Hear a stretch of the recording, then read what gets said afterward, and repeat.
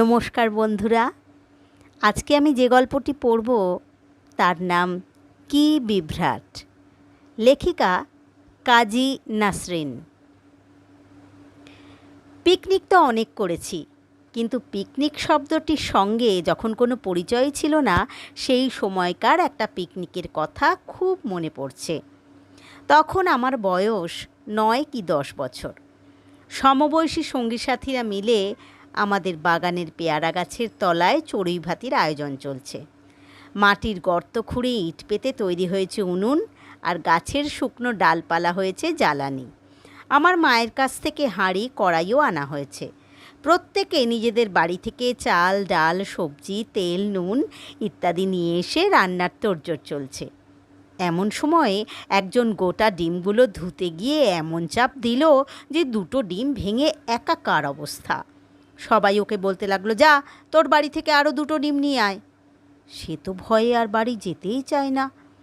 শেষে আমি গিয়ে আমার মাকে সবটা বলতে মা আমাকে আরও 2টো ডিম দিলেন। ডিমের তো ব্যবস্থা হলো।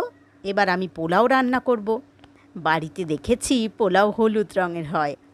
রং যাতে জম্পেশ হয় তাই দিলাম তাতে ভালো করে হলুদ ঢেলে। ওদিকে অন্য একজন বেগুন পোড়াবে বলে গোটা গোটা বেগুন দিল উনুনের মধ্যে ফেলে। এদিকে আর একটা বন্ধু আবার তাদের পুকুর থেকে চিংড়ি মাছ ধরে এনেছে। মেনুতে তা দিয়ে ঝোল হবে। আমাদের সকলের বুদ্ধিতে জীবন্ত মাছগুলোকে সরাসরি গরম কড়ায় বসিয়ে দেওয়া হলো। তারা তো ছটপট করতে করতে মরেই গেল।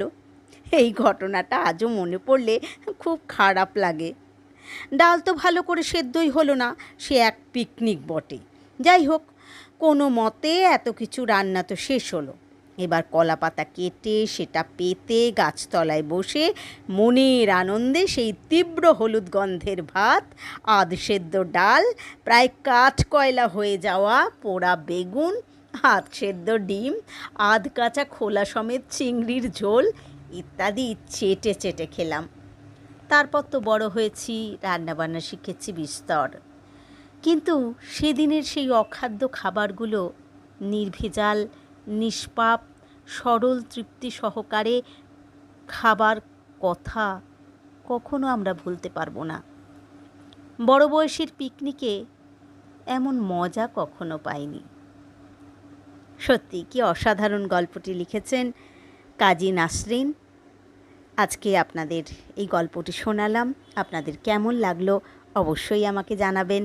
আমার চ্যানেলের পাশে থাকবেন, সাথে থাকবেন এবং বন্ধুদের সঙ্গে শেয়ার করবেন।